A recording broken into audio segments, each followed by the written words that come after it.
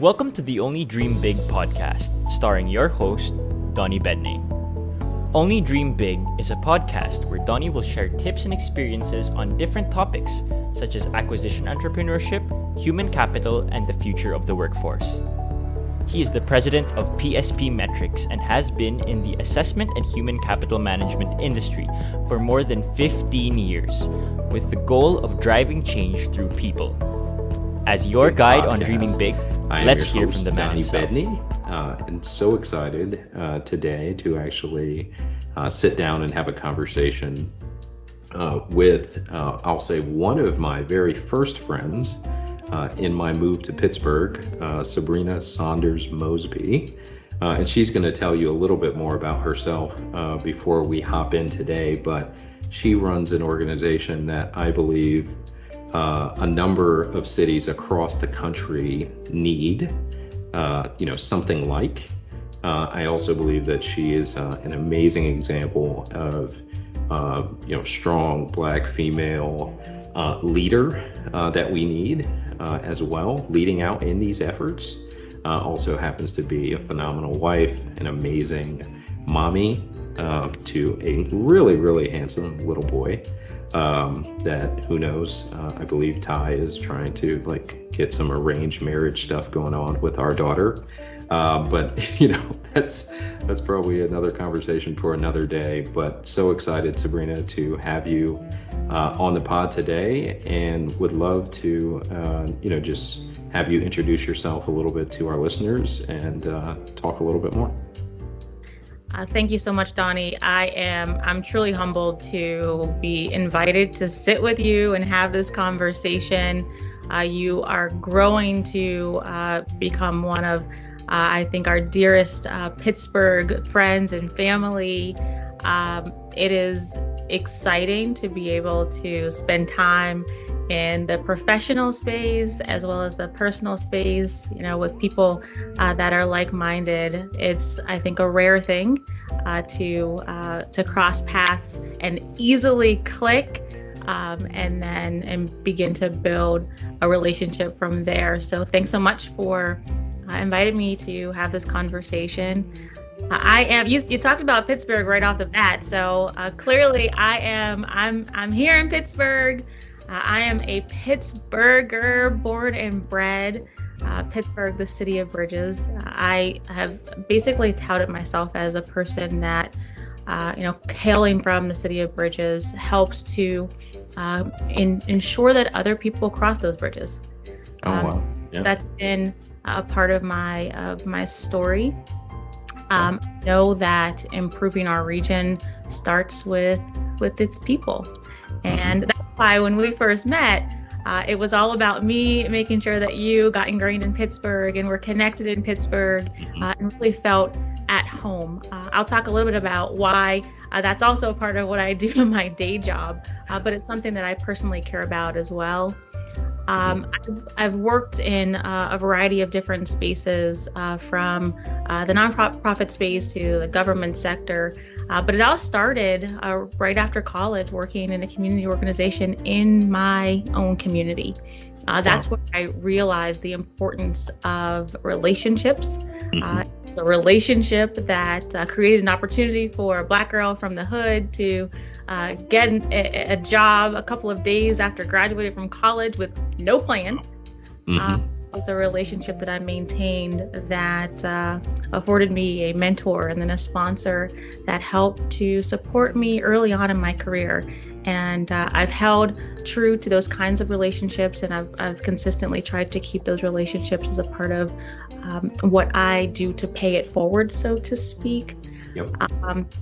My day job is president and CEO of Vibrant Pittsburgh. Vibrant Pittsburgh is a spectacular organization.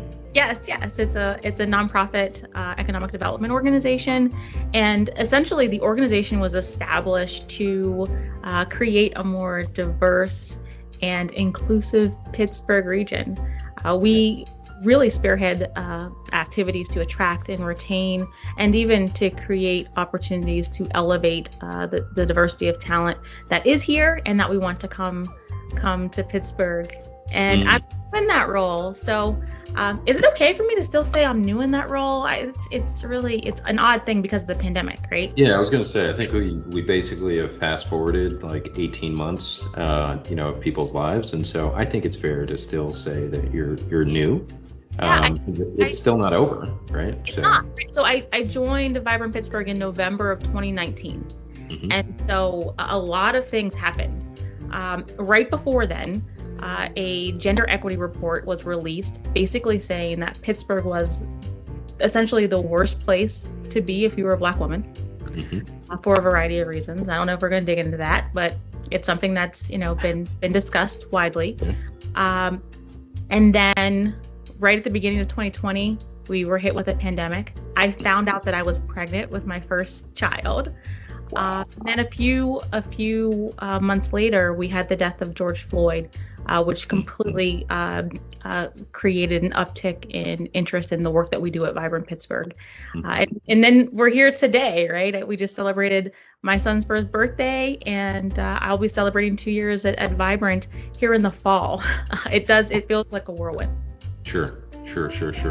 Well, I mean, so obviously very excited to dig in and talk a little bit more, one, just about your journey, learning about, Vibrant. But I think that, one of the things that's really struck me about you, and I think it was so fitting and probably providential, frankly, that you're from Pittsburgh, is you're talking about the city of bridges, because literally what you're doing is, I'll say, just proactively building bridges, right? Through, corporations, connecting them to people, all of that. And the irony is that, or not so ironic, that on the Only Dream Big podcast, one of the questions that, we think it's so important to ask, not just from a corporate perspective as you're thinking about vision, but also from an individual perspective, is really, can you accomplish whatever your dream or vision is by yourself or with your current team?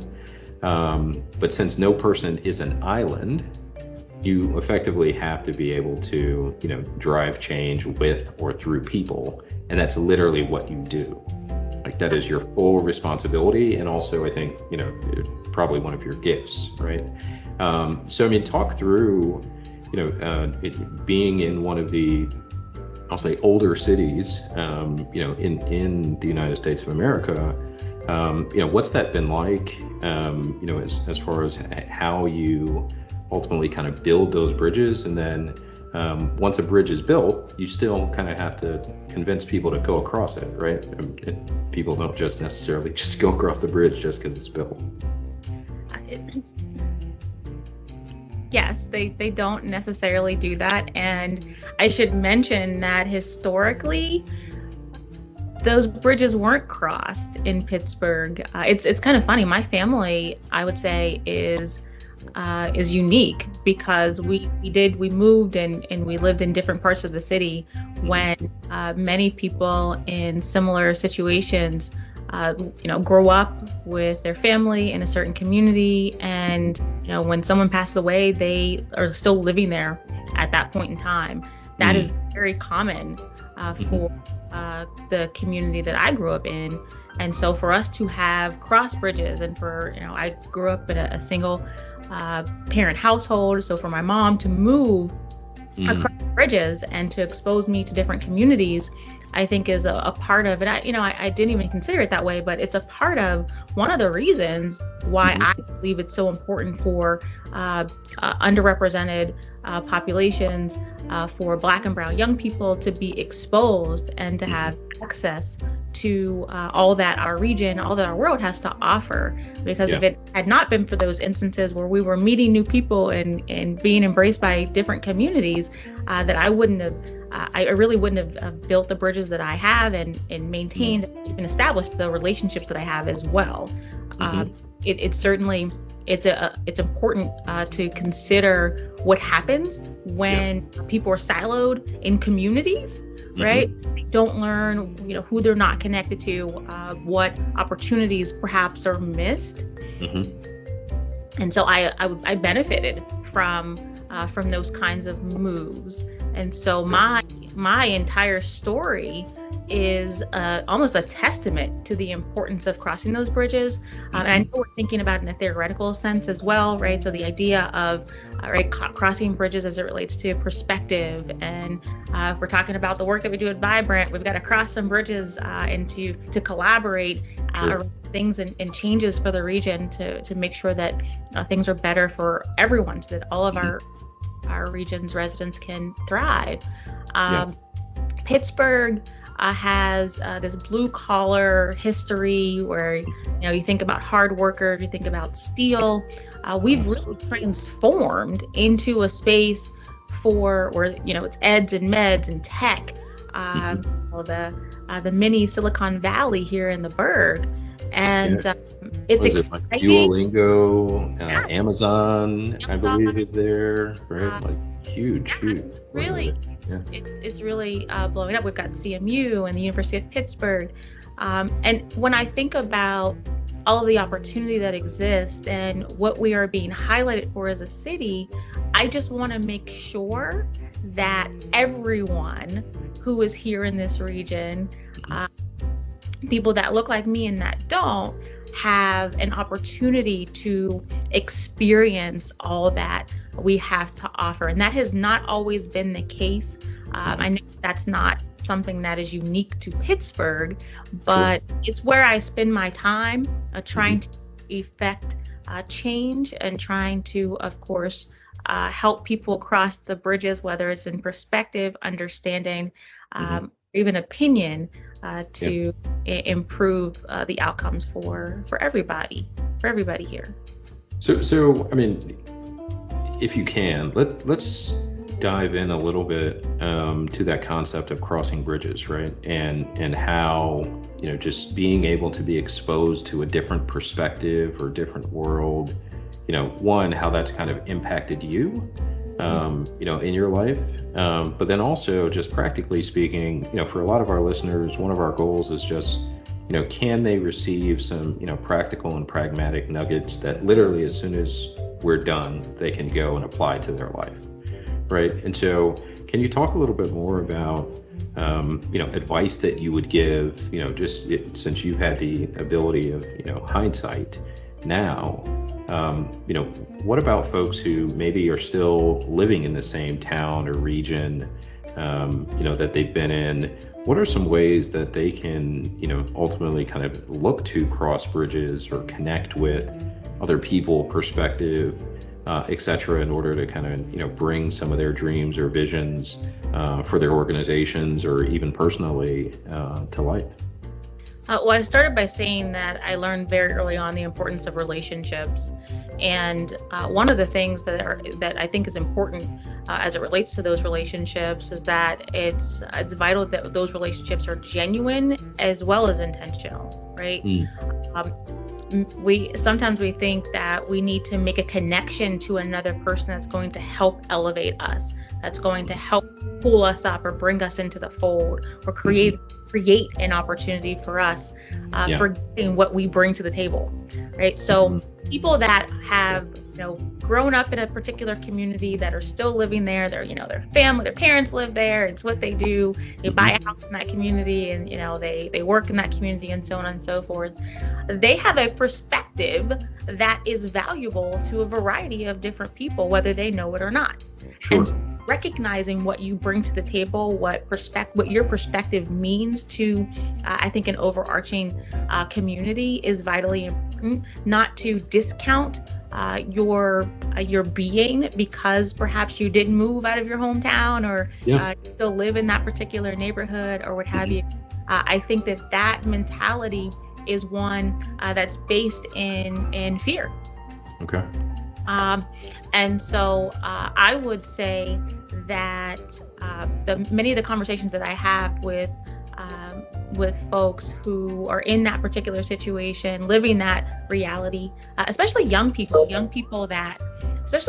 who have, because of their circumstances, living out in particular communities, have only seen that, right? But have a perspective on a variety of things in this world that is so important. And so I would say first, just considering what you bring to the table and recognizing that it can't, it's unique and that